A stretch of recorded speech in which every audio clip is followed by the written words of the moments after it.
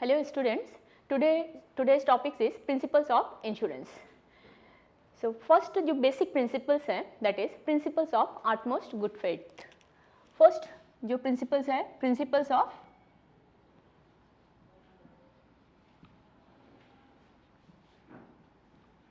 utmost good faith. ये जो principles है ये already I have discussed in the previous class, फिर भी मैं एक बार फिर रिपीट कर देती हूँ.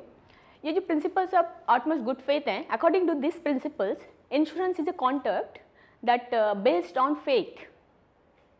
The insured and insurer must disclose all the facts related to the insurance policy. That means both the parties, insured and insurer, should not hide any fact related to the insurance policy.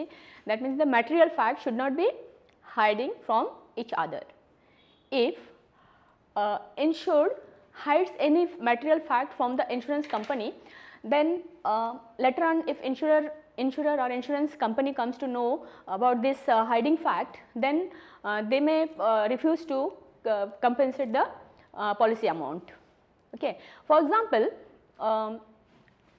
if suppose a person taken a life insurance policy and he hide the fact that the insured person is a heart patient, and later on after बाद में क्या हुआ, जो patient है, patient means जो insured person है, he died in of a heart attack. Okay, then जब ये जो फैमिली मेम्बर्स है क्लेम किया है इंश्योरेंस पॉलिसी जो अमाउंट है वो, और जब इंश्योरेंस कंपनी वेरीफाई किया है और जब ये इंश्योरेंस कंपनी को पता चला कि ये जो इंश्योर्ड पर्सन है he was already a heart patient and due to heart attack only he died, then insurance company may refuse to compensate the policy amount. Okay, one more examples I'll take. एक factory owners है, he has taken a fire insurance policy for his factory, and ये जो factory owner है ये भी एक जो material fact है वो इंश्योरेंस कंपनी को छुपाया है. वो मटेरियल फैक्ट क्या है बोलने से, इलेक्ट्रिसिटी जो बोर्ड है, okay, electricity board has issued him a warning letter. Okay, इनका जो फैक्ट्री का जो वायरिंग है, इनका वायरिंग में कुछ फॉल्ट था और इसके लिए जो है ये already he got a warning letter for changing the factory wiring. Okay, so और ये जो है वो चेंज नहीं किया है और बाद में due to this same reason only factory को क्या होता है, it catches fire, short circuit होता है और ये फायर हो जाता है. और इसमें बाद में जब इंश्योरेंस कंपनी क्लेम करने के बाद जब इंश्योरेंस कंपनी इसके बारे में जब वेरीफाई करता है तो पता चलता है कि इसको ऑलरेडी जो पहले जो वार्निंग लेटर दिया था ये बात को क्या किया है, कंपनी को छुपाया है. जब कॉन्ट्रैक्ट बना है तो ये अपना जो फैक्ट को डिस्क्लोज करना था वो नहीं किया है और ये जो रीज़न है इसके लिए कंपनी जो है इसको रिफ्यूज़ कर सकता है कंपनसेट अमाउंट देने के लिए. Next principles you have principles of insurable interest. Principles of insurable interest.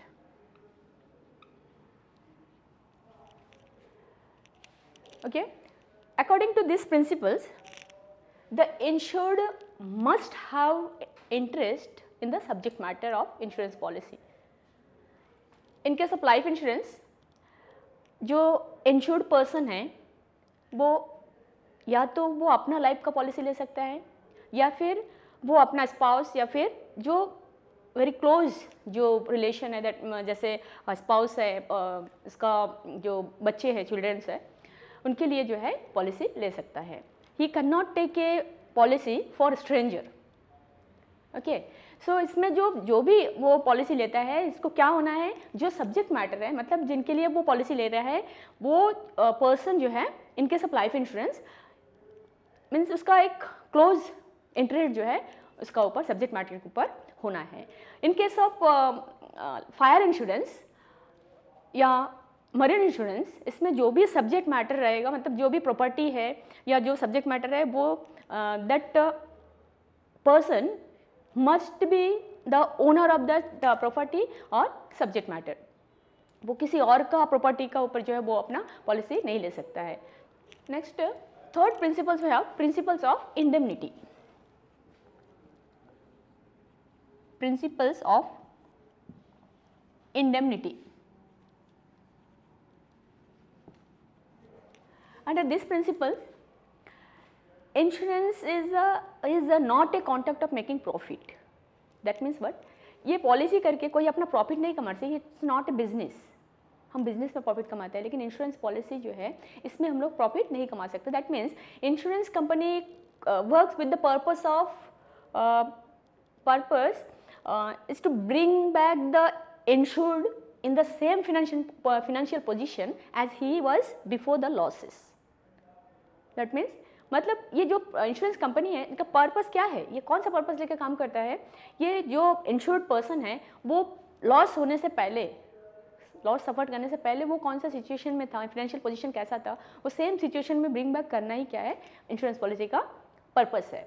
So a person अगर वो अपना सपोज एक अपना फैक्ट्री का जो है एक 5 लाख जो है अगर वो फायर इंश्योरेंस लेता है, then insurance company will compensate him rupees, मतलब उसको 5 लाख का अगर फायर इंश्योरेंस करवाता है और उसका लॉस अगर सिर्फ 2 लाख होता है, then company will compensate only 2 lakh, because actual loss क्या है, 5 लाख का उसका प्रॉपर्टी है लेकिन जो पॉलिसी अमाउंट है वो 5 लाख है, लेकिन उनका जो एक्चुअल लॉस है ड्यू टू फायर 3 या 2 लाख का जो है उनका लॉस हुआ है, तो company will compensate only 2 lakh.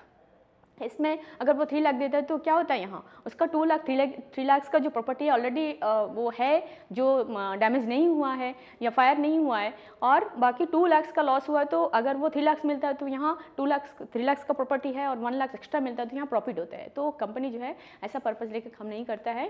जो इंश्योरेंस कंपनी है ये जो इंश्योर्ड है वो पर्सन को सेम पोजीशन, फाइनेंशियल पोजीशन को जो है वापस सेम पोजीशन में रखना ही क्या है, ये कंपनी का जो है पर्पस है। सो जो एक्चुअल लॉस होगा जो इंश्योरेंस कंपनी है it will provide only compensation amount will be only actual loss, जितना हुआ है उतना ही वो जो कंपनी जो है प्रोवाइड करेगा। नेक्स्ट हमारा फोर्थ जो प्रिंसिपल्स है वो है principles of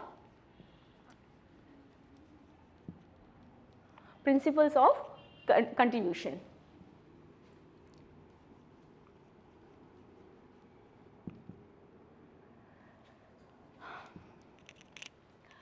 Under this principle,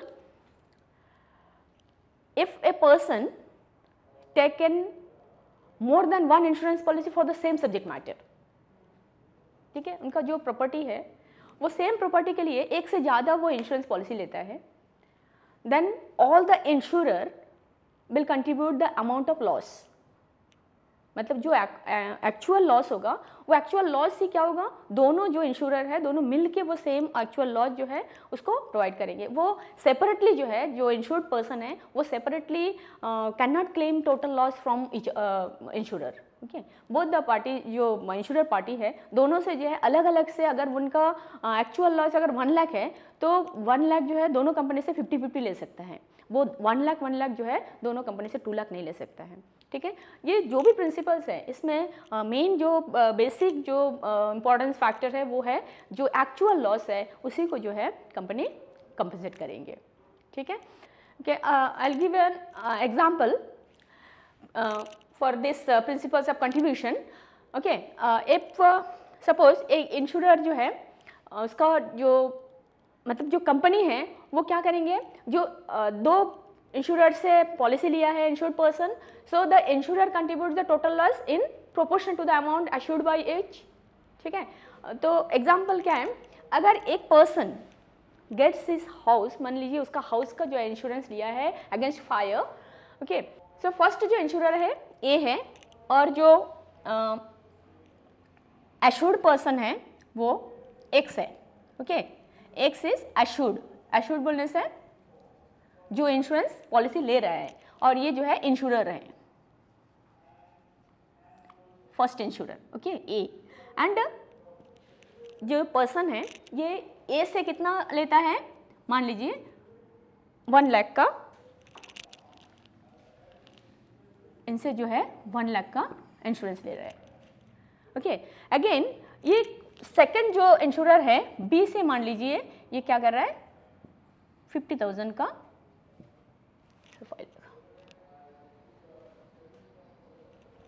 1 lakh total जो है दोनों इंश्योरर से क्या कर रहा है 1 लाख टोटल जो है 1,50,000 का इंश्योरेंस पॉलिसी ले रहा है। अभी ये जो पर्सन है एक्स, मिस्टर एक्स, इनका मान लीजिए ड्यू टू फायर इसका जो एक्चुअल लॉस होता है वो ₹75 लाख होता है, सॉरी 75,000। ओके,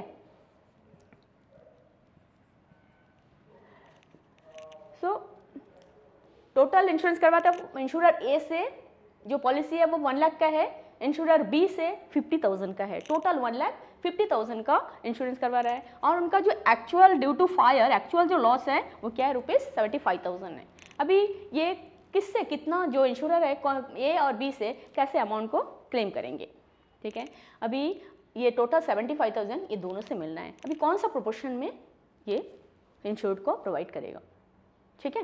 तो एक फॉर्मूला यूज़ करके हम लोग जो है इसको कैलकुलेशन हम लोग कर सकते हैं, ठीक है। तो इसमें हम लोग देखेंगे जो compensation from A and compensation from B हम लोग कैसा कैलकुलेट करेंगे। ओके, जो इसके लिए जो फॉर्मूला हम लोग यूज़ करेंगे वो फॉर्मूला क्या है, sum assured with the particular divided by total some insured. Okay, क्या है जो ये एक पर्सन से जो इंश्योरर से कितना वो जो पॉलिसी करवाया वो डिवाइडेड बाय टोटल जो सम इंश्योर्ड है इनटू एक्चुअल लॉस, ठीक है। सो फॉर्मूला क्या है, sum assured with a particular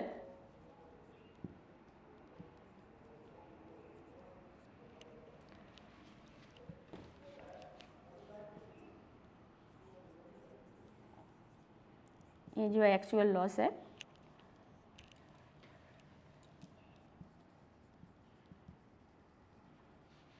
divided by total sum assured into actual loss। Okay, so sum assured from अभी कंपनसेशन फ्रॉम ए कितना होगा, फिर compensation from insurer A.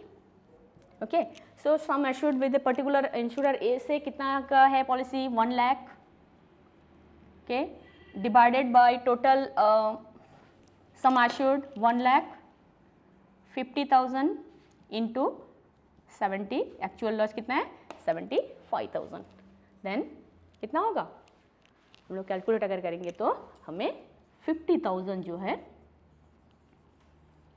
From insurer A से x को 50,000 मिलेगा और फ्रॉम बी से कितना मिलेगा,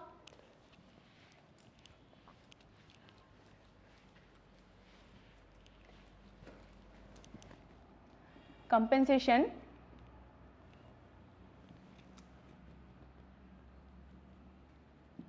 फ्रॉम बी इक्वल टू इसका सम जो पर्टिकुलर कितना है ₹50 लाख का इंश्योरेंस करवाया था, total sum assured 1,50,000 into actual loss 75,000 equal to 25,000।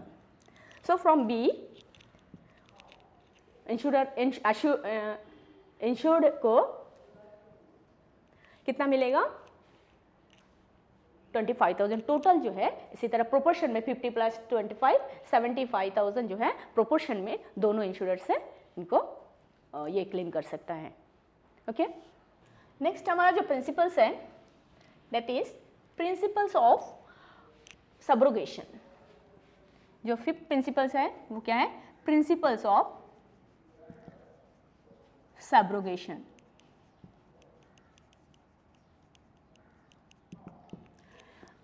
According to these principles, when insured is compensated for the loss or damage to the property insured by him or her, the right of ownership of such property passes on the insurer. ठीक है, क्या मतलब है, अगर कोई भी insured person को जो वो इंश्योरेंस पॉलिसी लेता है, जो भी डैमेज या लॉस होता है, अगर फुल जो कंपेंसेशन है उसको मिल जाता है, तो उनका जो प्रॉपर्टी का ऊपर वो पॉलिसी ले रहा है, वो पॉलिसी का जो राइट है, मतलब एक बार उसको अगर कंपेंसेशन अमाउंट मिल जाता है, तो जो प्रॉपर्टी का ऊपर वो पॉलिसी ले रहा है, वो प्रॉपर्टी का जो भी राइट्स है, ओनरशिप है, it should be passes to the insurer. For example, अगर एक पर्सन जो है, he is taken a fire insurance for his factory, ठीक है, फैक्ट्री का फायर इंश्योरेंस कराया है, और ड्यू टू फायर जो है he suffered a loss of 10 lakh. Okay, 10 lakh loss suffer किया है, and he get the same compensation from the insurer. मतलब जो इंश्योरेंस कंपनी है वो सेम डैमेज जो 10 लाख का है वो कंपेंसेट कर देता है. लेटर ऑन जो हाफ बर्न जो प्रॉपर्टी या जो भी हाफ बर्न गुड, जो आधा जला हुआ जो गुड्स वहाँ जो पड़ा था, उसको क्या किया है, इसका जो ओनरशिप है वो passes to the insurer, that means insurance company को चले जाता है. और ये क्या करता है, जो हाफ बर्न गुड्स है उसको सेल करके इनको अगर 10,000 रुपीज़ मिलता है, ठीक है, तो ये 10,000 it will be capped by the insurance company. Okay student, so ये जो प्रिंसिपल्स ऑफ सब्रोगेशन है, इसका हिसाब से क्या है, जो भी डैमेज जो लॉस होता है या डैमेज होता है प्रॉपर्टी, उसका कंपेंसेशन एक बार मिल जाने के बाद उसका जो ओनरशिप है it will be passes to the insurer और insurance company. Okay, so next जो प्रिंसिपल्स है that is principles of causa proxima.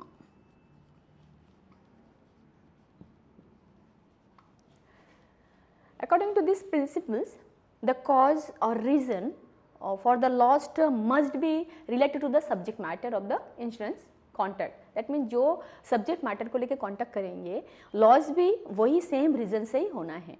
Okay, if कोई भी जो इंश्योरेंस है वो अगर फायर इंश्योरेंस करवाया तो उसका लॉस भी क्या है, ड्यू टू फायर ही होना है. अगर मैरिन इंश्योरेंस करवाया तो ड्यू टू जो सी या फिर सी पेरिल्स, कोई भी पानी रिलेटेड जैसे भी होता है, कलीशन होता है या फिर सुनामी हो जाता है, फ्लड होता है, ये रीज़न से कैसे भी जो है सिंकिंग ऑफ शिप है, कैसे भी ये लॉस होता है, तो वो जो है related to the subject matter है, तो तभी जो है इनको मिलेगा. नहीं तो ये अगर फायर इंश्योरेंस करवाया है और उसको लॉस जो है कोई मरीन रीजन से जो है पानी वाटर रीजन से अगर उसको डैमेज हुआ है, कोई लॉस हुआ है, तो जो इंश्योरेंस कंपनी है वो can deny to compensation. Okay, मतलब इसका जो रीज़न है वो सब्जेक्ट मैटर से रिलेटेड नहीं है. Okay, so this are the principles of जो बेसिक प्रिंसिपल्स है इंश्योरेंस का. तो आई होप आप लोग समझ गए होंगे. Next will see the types of insurance. Types of insurance. So यहाँ हमारा जो फर्स्ट टाइप्स है वो क्या है, लाइफ इंश्योरेंस है.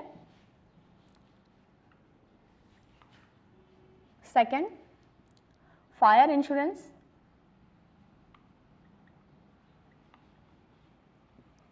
Next marine insurance.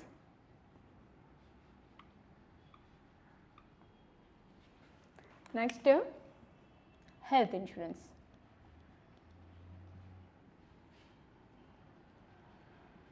Okay, so first will see the about life insurance. ये लाइफ इंश्योरेंस जो है ये दो टाइप्स है, two types. That is reason क्या है, क्यों लेता है पर्सन लाइफ इंश्योरेंस. तो first is risk of dying too early. जो लाइफ इंश्योरेंस है इसका क्या है, risk of dying too early. Okay, and second is risk of dying too late. ये दो रीज़न है जब इंसान सोचता है कि हमें लाइफ इंश्योरेंस पॉलिसी लेना चाहिए। Generally people take life insurance when they have the risk of dying too late, too early. मतलब जब सोचता है, अपना एक फियर जो है, एक डर जो है उनको सताते हैं कि मेरे बाद जो है, मेरा पीछे जैसे उनका जो इंश्योर्ड पर्सन होगा, उनका जो फैमिली मेम्बर्स है, ठीक है, आफ्टर हिम कौन उसको क्या टेक करेंगे, फिनेंशियल सपोर्ट कैसा मिलेगा। ओके, तो एक फिनेंशियल सपोर्ट देने के लिए जो है ये पर्सन ये रीज़न से जो है क्या करते हैं, लाइफ इंश्योरेंस पॉलिसी लेते हैं। सेकंड जो है, कभी कभी समटाइम पीपल क्या सोचता है कि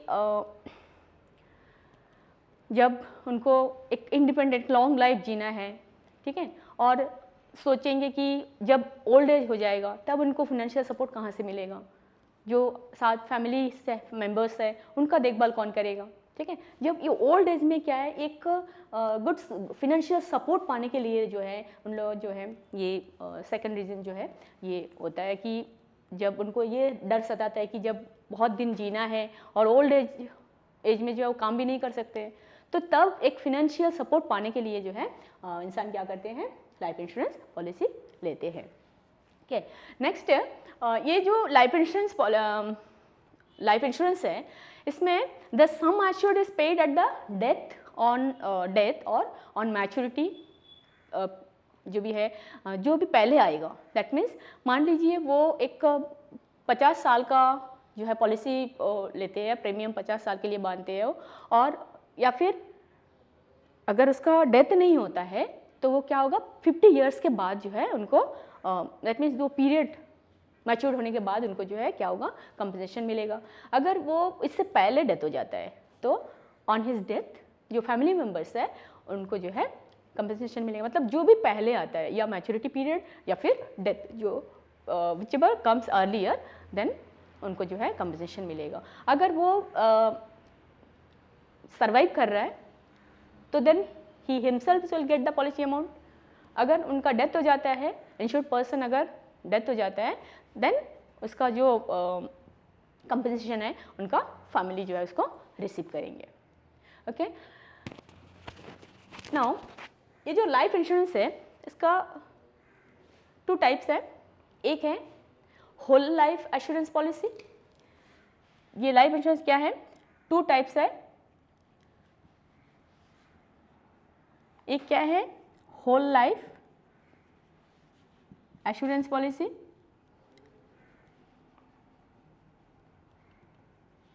and second is endowment life insurance policy।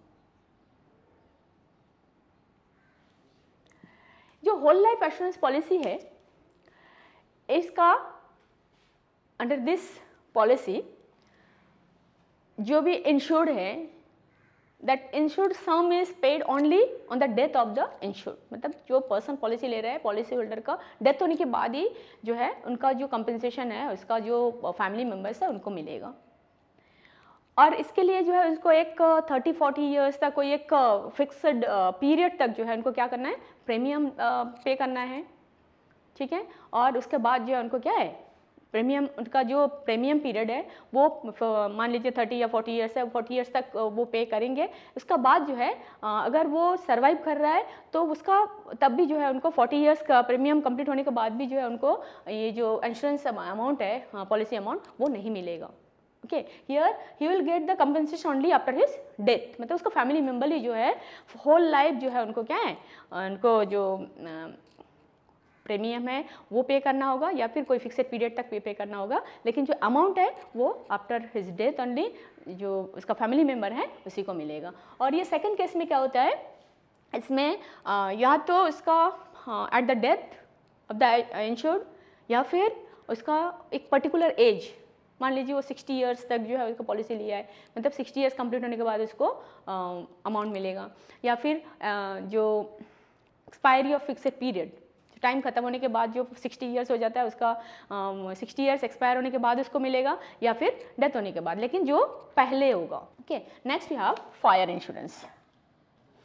Fire insurance में जो 2 पार्टीज एज जो अदर इंश्योरेंस पॉलिसी ऐसा लाइफ इंश्योरेंस हो या फिर फायर इंश्योरेंस, मैनेज, सारा इंश्योरेंस में क्या है, दो पार्टी होता है, एक पार्टी जो है इंश्योरर है and second party is insured.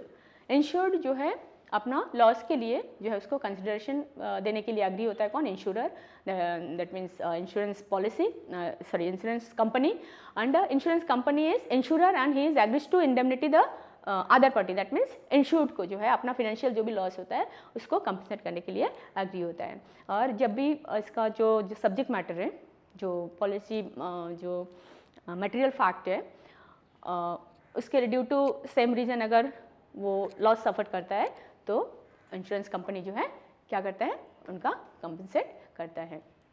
ये जो फायर इंश्योरेंस है ये भी क्या है, 3 टाइप्स है। क्या है, एक है स्पेसिफिक पॉलिसी,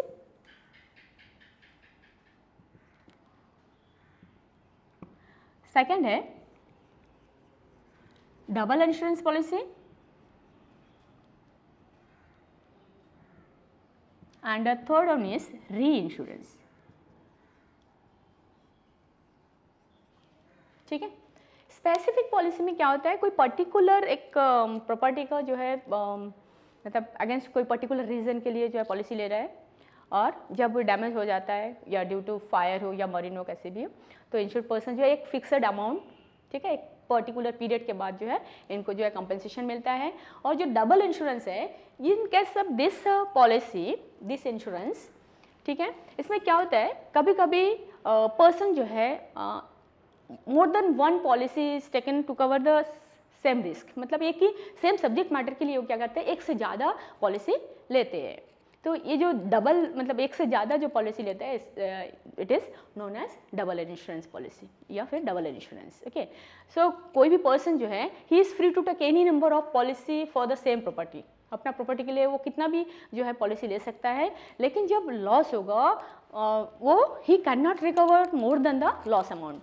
ठीक है, अगर वो 4 जन से अगर पॉलिसी लेके रखा है और 1 लाख उसका लॉस होता है, तो चारों से 1 जो है वो कलेक्ट नहीं कर सकता है। ठीक है, टोटल 1 लाख की जो है चारों से एक प्रोपोर्शन में जो है ये क्या कर सकता है, इसको ये जो इंश्योर्ड पर्सन है वो क्लेम कर सकता है। ठीक है, सो डबल इंश्योरेंस में क्या है, वो अलग से जो है हर एक इंश्योरर से अलग अलग 1 लाख का लॉस है तो अलग अलग इंश्योरर से 1 करके वो कलेक्ट नहीं, क्लेम नहीं कर सकता है। He will get only 1 lakh, that is actual जो लॉस है वही जो है इन प्रोपोर्शन में जो है तीनों इंश्योरर से क्या कर सकते हैं, क्लेम कर सकता है। एंड थर्ड जो है री insurance, it is under this insurance, इसमें जब insurer and insured enter into मतलब जो इंश्योर्ड पर्सन है, जब कोई एक इंश्योरेंस करवाने के बाद जब अनदर इंश्योरेंस वो लेता है दूसरों से, तो जो सेकंड जो इंश्योरेंस पॉलिसी वो ले रहा है, इट इज़ नोन एज री इंश्योरेंस। दैट मीन्स मान लीजिए अगर एक पर्सन जो है अपना एक इंश्योरेंस पॉलिसी लेता है और ये सोचता है कि इसका जो भी अमाउंट ऑफ रिस्क है ये it is too high, then क्या करेंगे, एक कॉन्टैक्ट लेने के बाद again he will enter into another contact. Okay, जो फर्स्ट कॉन्टैक्ट है उसमें जो मान लीजिए ए है, एक ए है, ये क्या करता है, ये पर्सन एक 10 लाख का जो है पॉलिसी ले रहा है। ठीक है, और किससे, बी से। ओके, देन ये सोचता है कि इसका जो प्रॉपर्टी है इसका रिस्क बहुत हाई है, जहाँ पे है वो लोकेटेड है या बहुत रिस्क है, तो वो फिर से क्या है, अनदर कॉन्टैक्ट जो है वो सी से ले रहा है 5 लाख का। ओके, तो ये फर्स्ट जो केस है, ठीक है, ये फर्स्ट केस में जो है ये इंश्योर्ड है और ये इंश्योरर है। ओके, और सेकंड केस में ये जो ए है ये री इंश्योर्ड हो जाएगा और ये जो सी है ये री इंश्योरर हो जाएगा। ओके, ये फर्स्ट केस में ये जो ए है वो इंश्योर्ड है और बी इंश्योरर है। सेकंड केस में ए री इंश्योरर है एंड सी री इंश्योर्ड है और सी री इंश्योरर है। ओके, तो इसमें जो लॉस होगा, जो फर्स्ट जो है एक्चुअल जो लॉस होगा वो 10 लाख ये बी से लेंगे और जो नेक्स्ट जो 5 लाख है वो सी से वो क्लेम कर सकते हैं। और यहाँ में ये बी और सी से जो है इसका दोनों का देयर इज़ नो रिलेशन।